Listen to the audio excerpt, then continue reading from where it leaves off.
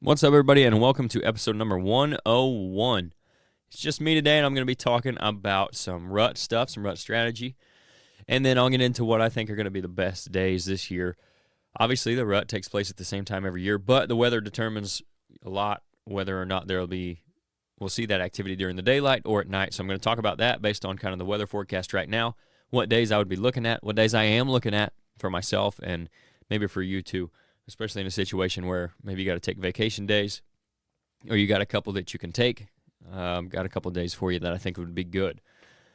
But before we get into all that, don't forget about our partners for the podcast, one of those being Grandpa Ray Outdoors. If you guys went back and planted your food plots with this Grandpa Ray Outdoors, that's where I would tell you to be sitting right now, because the does are going to be hammering it, and then the bucks are going to be coming downwind of that to check them and find out which ones are coming in heat here over the next week. But if you didn't, next year, you can go to Grandpa Ray Outdoors and check them out. I'll tell you a little bit about them. They specialize in providing the best nutrition for whitetail deer on your property, starting with the soil. They've got a full line of high-quality food plot seed and plant foods. They've got over 14 different food plot blends to choose from, so you're not going to have any trouble finding what you're looking for. Whether you want the traditional fall or spring blends of food plot seed or you want grains like corn and beans, they've got switchgrass, they've got liquid fertilizer too, they have soil test kits, you name it. When it comes to food plots, they've pretty much got it. They're not just about selling their products though. They're going to answer any questions you have about what blends would be best for your specific property. That way you can achieve the best results possible. So they're not going to tell you to plant the same thing in northern Iowa as they would southern Georgia. Just they have different blends that are going to work better in different parts of the country, in different climates, and different soil types even. So if you have any questions on that, you can call them and ask them, and they're going to help you out. John and his team don't believe in a cookie-cutter approach to wildlife nutrition, so they're going to treat your situation individually. They're just about, good quality seed and taking care of their clients. That's kind of their thing. They don't have fancy labels and packaging like you see on the Walmart shelves, but they got the best customer service in the game and some of the best seed for sure. We've used their blends on our own properties. I've put them on a lot of client properties. I don't know how many hundreds or thousands of pounds of their seed we've put down, and the results have always been as good as advertised, even on a dry year like this. I got a food plot at the cabin right now that looks pretty good for the amount of rain it got, both of them really. For the amount of rain they got and for how poorly the buckwheat worked out because of the dry summer from it, I couldn't ask for more out of the seed, I'll put it that way.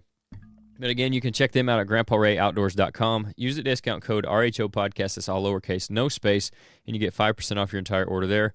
We're also a dealer for them too, so if you want to save some money on shipping, you can come in the shop or just send us a message and let us know what you want, and we'll get it ordered for you. So our other partner for the podcast is Rodney Hawkins. If you guys are looking for your own piece of ground to manage and hunt, maybe you want to do food plots, but you can't right now because you're just hunting permission and you've always dreamed of buying that farm that you can manage, do what you want with, you need to talk to Rodney. Or maybe you're on the flip side of that. Maybe you've got land that you're wanting to sell and get into something different, or just sell it and downsize. Rodney's the guy to talk to for that as well. He grew up hunting and fishing in Southern Illinois, and he's now putting that love for the outdoors into selling recreational properties as a land specialist with Midwest Farm and Land. Now, Midwest Farm and Land isn't your average real estate company. They sold over $85 million worth of ground in 2022. They've got agents like Rodney all over Illinois, so they're really a local company with a national reach. For more information, you can contact Rodney directly at 618-925-3153, and he'll get you taken care of there. He's also got his own company called RG Outdoors, and he's got products from Radix Hunting. That includes their hard and soft-sided blinds and their blind chairs. He's got stick and pick products as well.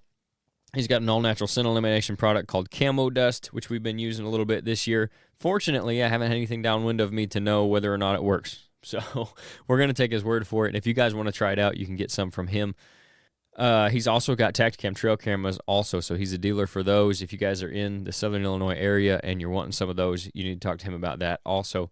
And he's adding new stuff all the time. And you can keep up with them. You can send them a message through their Facebook page. That's RG Outdoors. You can email them at rgoutdoors@yahoo.com, or again, just call him directly at 618-925-3153.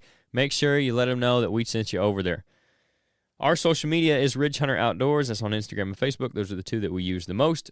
We do have a Facebook group, private Facebook group called RHO Podcast Patrons. I'm still working on a new name for that. I'm going to hopefully have some time to think about that while I'm sitting in the stand this week. And I'll try to come up with something different. But that's just a group, just another hunting group for you guys, but it's going to be where you can have some input on the podcast as well. You can ask our guest questions when I know enough ahead of time that they're going to be coming on.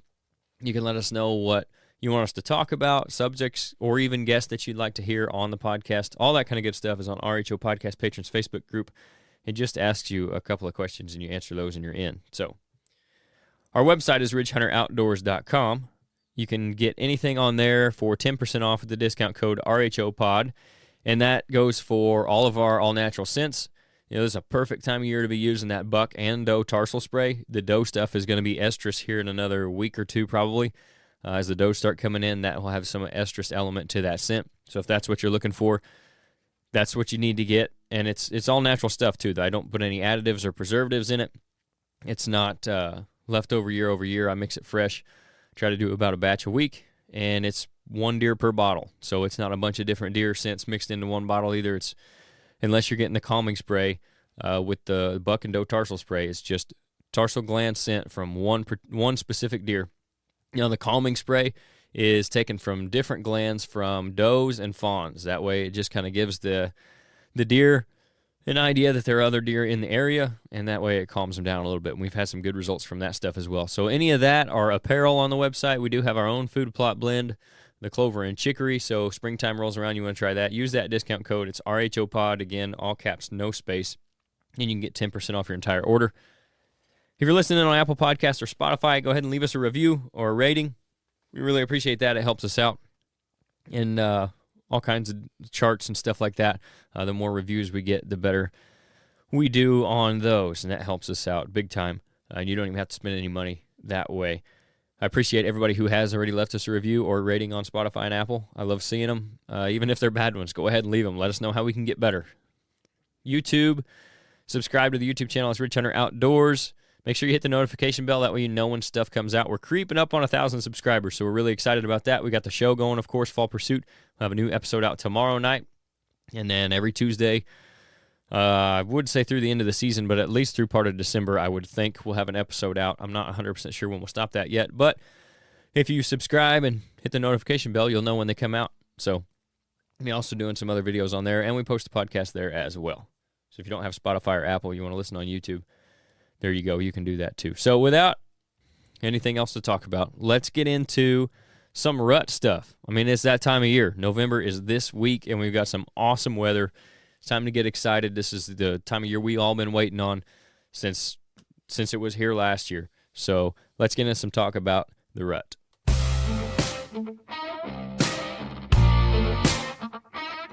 This is the Ridge Hunter Outdoors Podcast.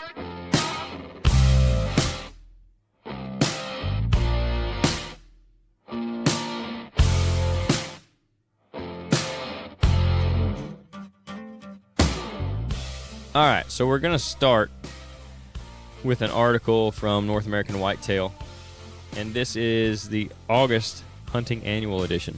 So we're throwing it back a little bit, but it's got some rut stuff in there. I actually covered part of this article, the first part of it before. I don't remember exactly the episode. I could go back and look. I think it may have been a Full Draw Friday episode, actually.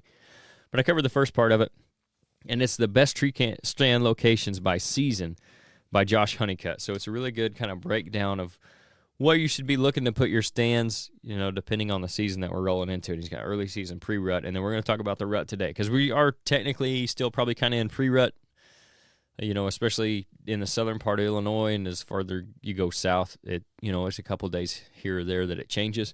But the rut's kicking in like probably this week. We'll start seeing a lot of that activity coming. So that's what we're going to talk about. We're going to talk about his stand locations for the rut. And he also talks about the type of tree that you should pick for your stand. And, you know, making sure you have the right tree matters almost as much as being there at the right time. And especially if you can find, a really good tree, you don't even have to be 20 foot off the ground. You know, if you can get 10 foot off the ground and have cover behind you and stay still, you're going to be just fine. If you have to get up 20, that's fine too. But if you can find the right tree that's going to give you some back cover, or at least as wide as you are, you know, if you don't have a lot of limbs or something on it, I think getting skylighted is one of the biggest things that gets missed because we think about what's in between us and the deer, but not about what's behind us. So you also have to think about your backdrop and that deer being able to see your silhouette up in the tree. So if you don't have that, at least get you a tree that's big enough that can cover your silhouette when the deer are looking up at you in the tree. But if not, if you can't find that tree, try to find one with some of those. Maybe it's got a little tree beside it, some little limbs on it. And then again, you don't even have to be that high in the tree. We actually did a whole podcast on that a while back about different types of trees and stuff you can get into. But furthermore, we'll get into this rut portion of this article. He says, the one time of year that whitetail actively seek love. It's a period frustrated bucks have been waiting for, and most of them aren't about to miss it. However, if hunters use the wrong tactics and stand locations, they will miss the bucks. The first one he talks about is the rut funnel. Deer usually travel the path of least resistance. Funnels allow deer to easily navigate from A to B without crossing over or through adjacent obstacles that are difficult to traverse. During the rut, when whitetail bucks are covering more ground, these can be excellent spots to intercept cruising bucks. So we talk about rut funnels all the time.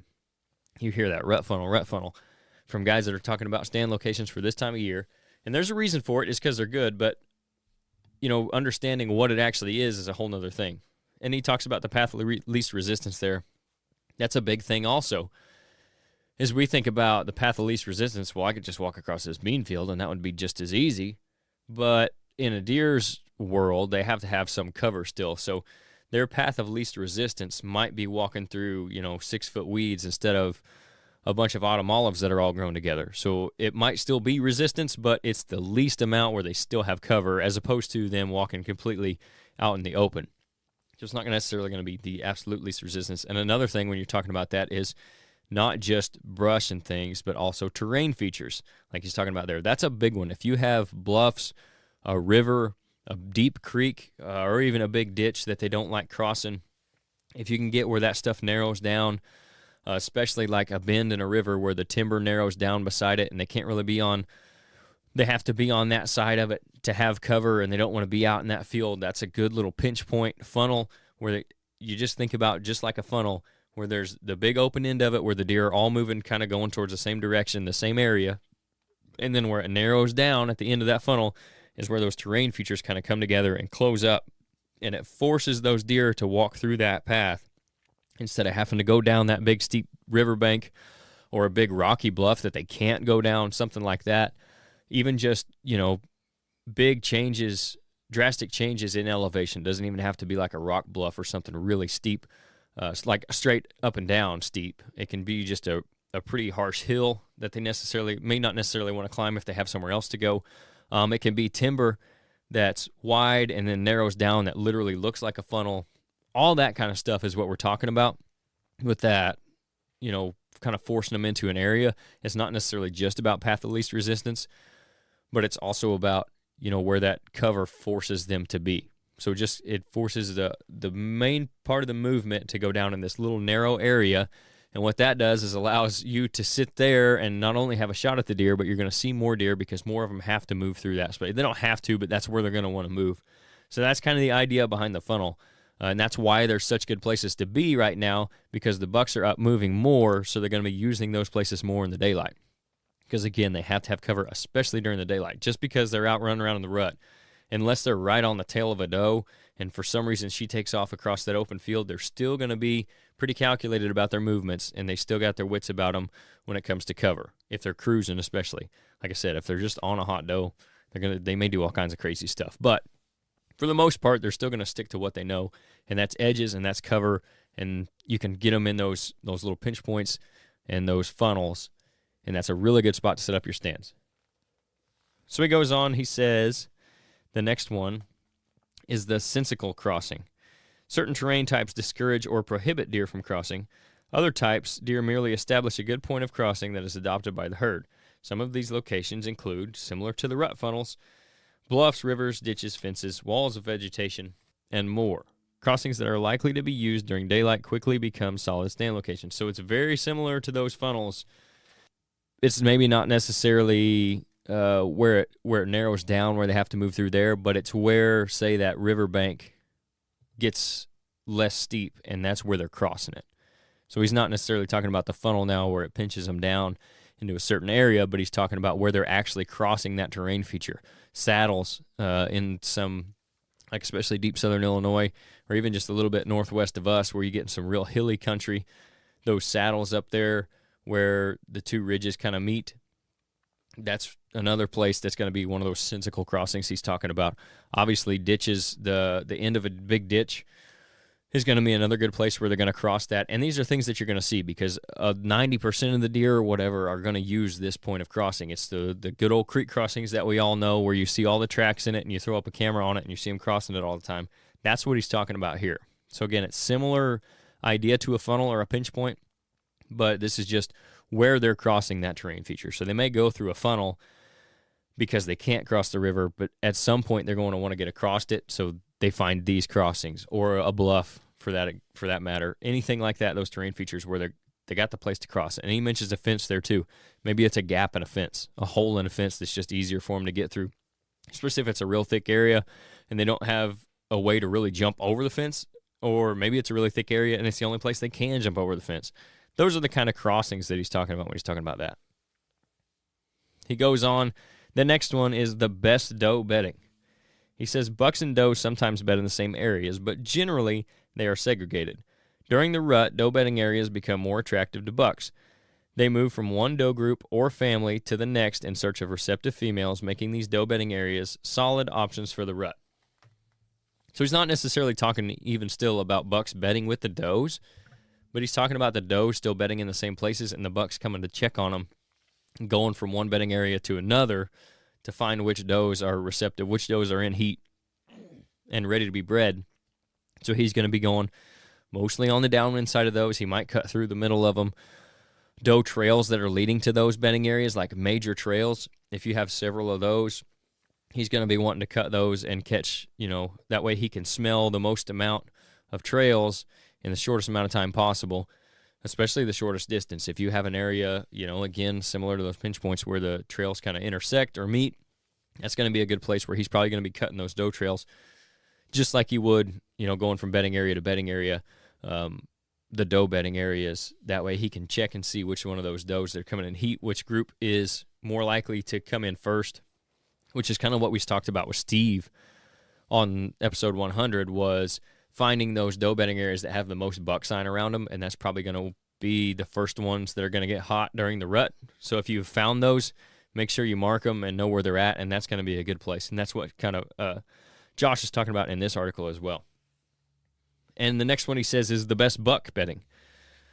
So he says, just because it's the rut doesn't mean bucks won't continue to use their preferred bedrooms. Uber mature bucks commonly rut and move only at night, and if they aren't with an estrus doe, they'll return to their proven sanctuary of bedding cover. So don't overlook the best bedding area just because it's the rut.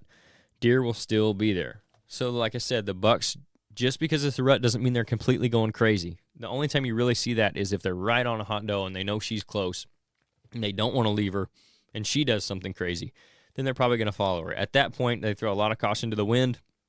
They may not pay as much attention to the wind as normal. They may go across an open field, or that's when they make that mistake that allows you to get a shot at them. But most of the time, they're still going to stick to what they know. And not only is that with the cover that I was talking about earlier in their travel corridors, but it's also with their bedding areas. If they know they're safe somewhere, they're not going to change that just because it's the rut. They still got to come lay down at some point, and like he's talking about, especially on the days that are a little warmer, most of that activity is taking place at night. And even still on the colder days, most of the rutting activity is happening at night. It's just the way the deer are made. They'd rather do that stuff at night under cover of darkness because they feel more secure. So, the best days that we have where, man, the rut's really kicking and we're seeing bucks chasing, that's when that does happen during the daylight. But that's happening at night almost all the way through the rut. Deer are running around chasing. They're just, again, doing it more at night because they like the cover of that darkness. But back to the main point here, they like what they know. They're going to stick to those bedding areas where they know they're safe. So if you know where that buck is living and where he's bedding, his area, his range might change during the daytime. His range might change at night when he's moving and how far he's actually moving, but he's still coming back to that same bed, more than likely, or at least a similar, same area, same general area. That's still where he's going to be when it comes to his bed. So make sure you still keep an eye on those. Again, especially on those warmer days where you're not expecting a lot of movement during the daytime here in the rut.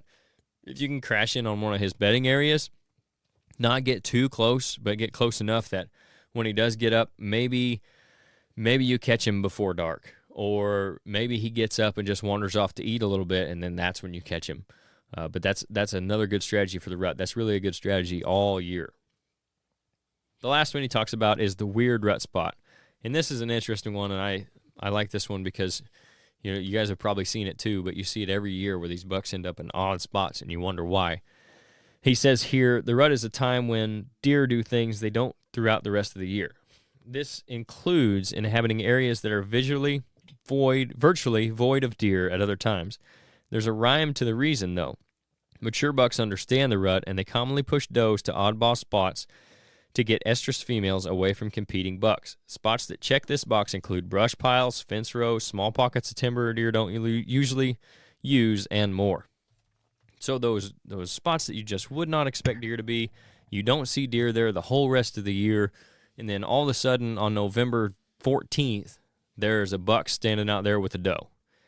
He knows that deer don't use that as well. Like, there's a reason they don't use it. That's why he doesn't use it.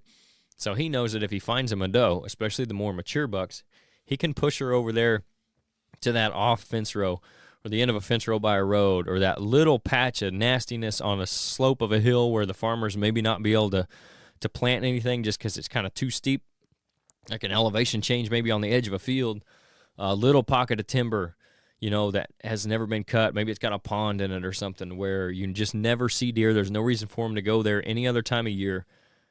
Those are where you're going to see them, and this especially happens during the lockdown. You're going to see them out there, that November 13th to 18th kind of range, depending on where you're at, somewhere in there, maybe up to the 20th, when they're locking down with the does, and, the does there's more does that are ready and receptive. They can push them to those spots, and that's when you don't see them cruising a lot. They're not moving a lot. They're just staying with that one doe, and they're not going anywhere. That's where they're going to not most of the time, but a lot of times they will take them to those places. Middle of a CRP field where they don't normally bed is another one, where they might just push a doe out there and hang with her, and then they can keep her away from those other bucks. It's just something that mature deer know from years of doing this and going through the rut, and I think it's something obviously they instinctively do just to kind of get away from competition. And these are places where you can find deer that you wouldn't normally find them the rest of the year, and it can make for a really cool hunt. A lot of times these are places where if you've got the right wind and you can get glass on them and find out where he's facing, what direction they're both facing, if they end up facing the same direction, then you can get in there and put a stalk on them. That could be really fun if the wind's right, or just it's a great time to be out there glassing and finding them like that too, because, again, they're going to be in places that are probably, you can probably see them from a long ways off. And part of that is that they want to be able to see too, to see those other bucks that are coming. But it's just because most of the time there's not a good way to get there with cover. That's why the deer aren't there the rest of the year. And that's the spots that they like to pick. So it can offer a lot of good opportunities, especially in one of the tougher times to hunt in those spots. And you don't even necessarily have to have a stand there. But like he's saying, you can and definitely have the potential for success. So that's going to cover it for that part of Josh's article. I may come back. He's got the late season on there as well. We may revisit that here, in the latter part of December. We'll see how that all goes. But for right now, we're still focusing on the rut because, like I said earlier, this is what we all wait for every year. This is the time of year we're thinking about, and I've said it, I don't know how many times in the past week just looking at the forecast, but this has the makings of the best first week of November we've had in a while. Just the cold front that's moved through. I did go this morning. It was a little slow where I was at, but it's going to be even colder tomorrow morning. We got high pressure. It's going to be sunny, low wind tomorrow, so you could probably get just about anywhere and get away with it in these mornings that are coming up. If you've got 5-mile-an-hour wind or less, depending on the terrain you're hunting, if you're flat, if you're on top of a ridge, you can catch those thermals going up, and you can get in there even on if the wind says like 4 miles an hour out of the west and you need an east wind to hunt that place. You can probably get in there and hunt it with those thermals pulling up, at least until the day winds pick up or the thermals start to settle out, in the afternoon time. So remember that as well. when it comes to these next few mornings. But what I want to talk about is what I think are going to be probably some of the best days, at least for as far as I can see on the weather forecast, which kind of covers what is usually the best part of the rut.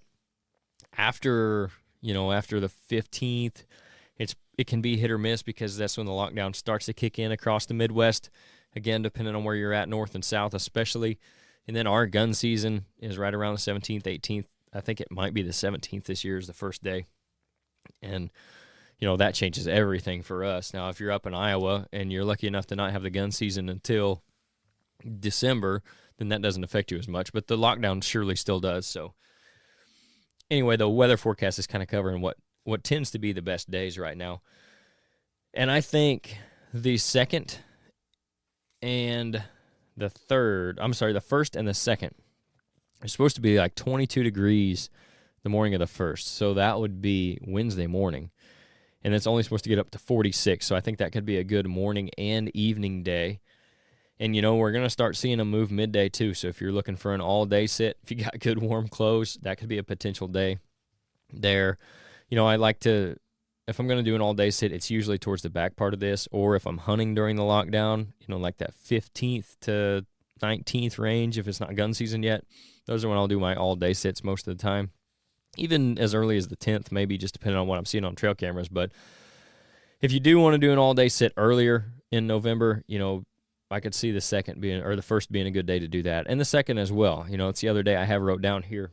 And obviously these ones aren't ones I'm talking about necessarily for vacation days because it's like 2 days away and not everybody has the luxury of being able to put vacation in that soon.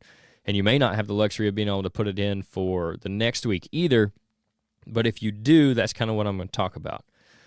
So the second look is looking good too. It's supposed to be like 24 that morning. It's going to warm up a little bit and be 54. They're giving a high of 54 for that afternoon. So 30-degree temperature change there. Not sure how that's going to affect them exactly. It might slow them down a little bit, but 54 is still not all that warm, especially for the rut. So I don't see that being enough to subdue movement. And that's something I was talking about actually with Blake earlier today because he has next week off.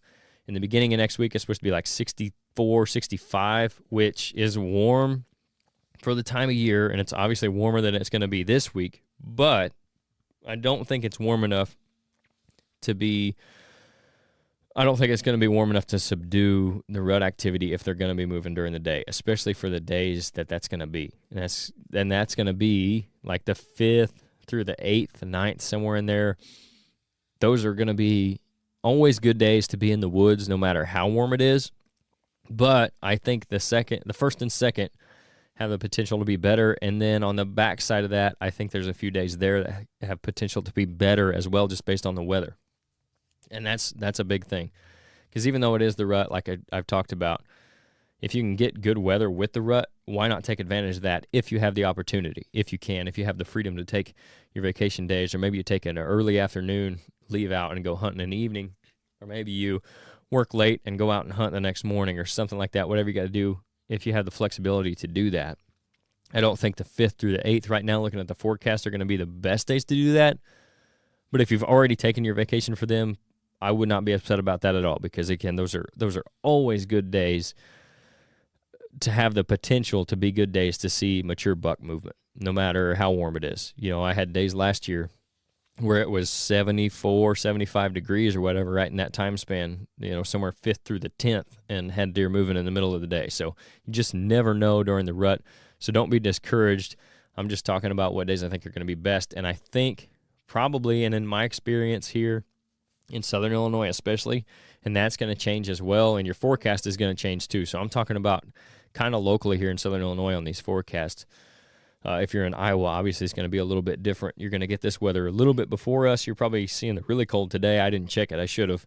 And then as the farther south you go, obviously you're probably going to see this a couple days after. But that also, in my opinion, goes for the kind of the activity of the rut, because, the daylight times do change a little bit. And, I think just being a little farther south changes a couple days one way or the other what they're doing during the rut. Peak of breeding is still going to be that 15th to 20th, somewhere in there. But I think down here, I think our lockdown happens just a little bit after it does in, southeast Iowa, for example. So that's why I like like that 9th, right around Veterans Day. A couple days either way of Veterans Day. Last year, the best week I've ever had was the week of the 13th through the 17th. I shot those 2 bucks. I think the 14th and the 17th. I saw the one I shot on the 17th on the night of the 16th as well. I saw good deer movement the night before I shot the buck on the 14th. But anyway, I've always had my best luck in November, right around Veterans Day, with seeing mature bucks moving. And this year, I think is going to be the same, especially looking at the weather forecast. I think that the 9th and 10th have the potential to be the best days of the rut for us where we're at. Now, obviously, this week looks awesome too. This weekend had potential to be really good, but it was pretty wet. Like, it rained all weekend where we were at pretty much. There was a break maybe Sunday morning and a tiny break, Sunday afternoon. But it was pretty much just a wash, literally and figuratively, this weekend. So there is always a chance that things are going to change. But I think that 9th through 12th, 13th is going to be really good looking at the weather.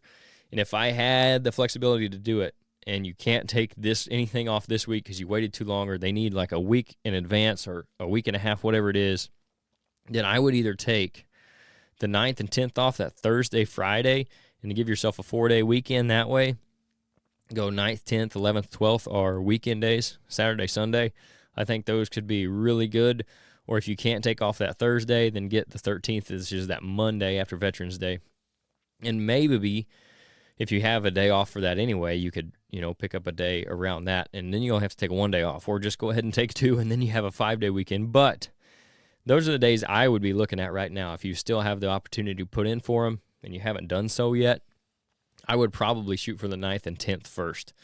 That Thursday, Friday looks like it's going to be really good. It's supposed to be lows down in the 30s, highs in the 50s, maybe 40s one day. And then the weekend's looking pretty good there too. So those are the days that I would take off. If I was in a spot where I had to do that, that's what I'd be looking at. And I've got those dates circled on my calendar as well because I have other commitments and stuff too where I kind of got to pick and choose days, even doing what I do. So I'm going to really try to get in there on those days if I can, and I'm going to hit it pretty hard this week. So that's all I got for you guys for this week. Hopefully you enjoyed it. Hopefully you took something out of it, learned something from Josh, if not from me, and think about those days for the rut. And let us know what your favorite days are too. Like, send us a message or comment on this wherever, if you're on YouTube or if you see it posted on Facebook, leave a comment and just tell us what your favorite days are. I know Nate's is like the 5th. He's had a lot of luck on the 5th. Jeff really likes Halloween, which is tomorrow, which looks like it could be really good again. I like I said, I like right around Veterans Day. That tends to be my favorite. So it kind of varies. Everybody has their own experiences. So let us know what your favorite days are. Always love hearing from you. And we appreciate you guys tuning in. We talked about it last week. We're in triple digits now on the podcast. We've had a couple really good months with it as far as you guys listening goes. So we're excited about where it's headed, where we've come from, and what's to come next. So we'll try to get a guest on here next week for you guys. But other than that, get out there and get after them. Make sure you're wearing your safety harness. Be smart about your entry and exit. Don't throw caution to the wind just because it's the rut, because the deer aren't going to either. So get out there after them. Spend some time in the woods. Good luck, and we'll catch you guys in the next one.